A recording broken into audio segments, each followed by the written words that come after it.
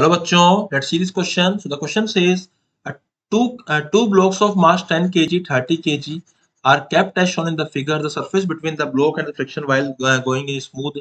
A horizontal force of magnitude 60 Newton is applied horizontally on the upper block. Find the frictional force on the block of mass 30 kg. Okay, so हम लोगों को 30 kg वाले block के ऊपर frictional force निकालना है.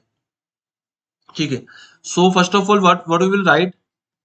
We will write the key concept, and the key concept is what? The maximum value of any friction is mu s into normal. Okay, and this is static friction, and the value of the kinetic friction is equals to what? Mu k into normal. So this is the kinetic friction. तो अगर हम बात करें यहां पर, ये हमारे पास में एक प्लैंक है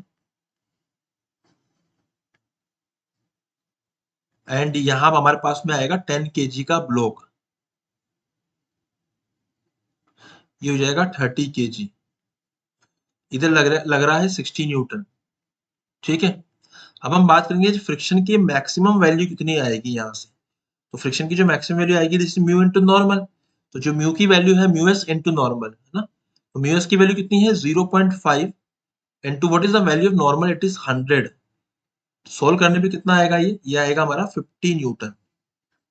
सो जो एफ मैक्सिमम आएगा वो 50 न्यूटन आएगा हमारा यहाँ पे. ठीक है. अब ये है कि अगर late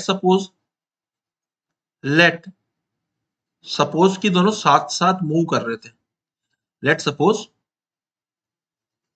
both are moving together. तो ठीक है, बोथ आर मूविंग टुगेदर. तो उस कंडीशन में जो हमको यहाँ पे फोर्स चाहिए होगा, अब अगर साथ में मूव करें तो एक्सेलरेशन कितना आएगा दोनों का साथ में. तो हम लोग लिखेंगे यहाँ पे it is total force 60 by total mass which is 40.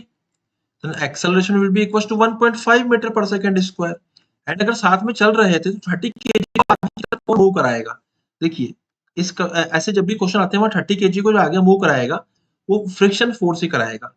तो इसका मतलब फ्रिक्शन की फोर्स की वैल्यू कितनी आएगी यहाँ पे, this is 30 kg which is mass into acceleration. what is mass? 30 multiplied by acceleration is 1.5. Solve किया तो ये आ गया 45 न्यूटन. इसका मतलब फ्रिक्शन की वैल्यू कितनी आई है 45 न्यूटन आई है. बट फ्रिक्शन की मैक्सिमम वैल्यू कितनी है 50 न्यूटन. इसका मतलब friction required is less than friction maximum.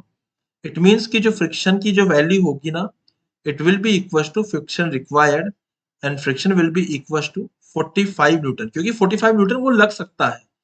So 45 Newton is my final answer, which is matching with option number 3. So final answer is option number 3. I hope you understood it well. Best of luck.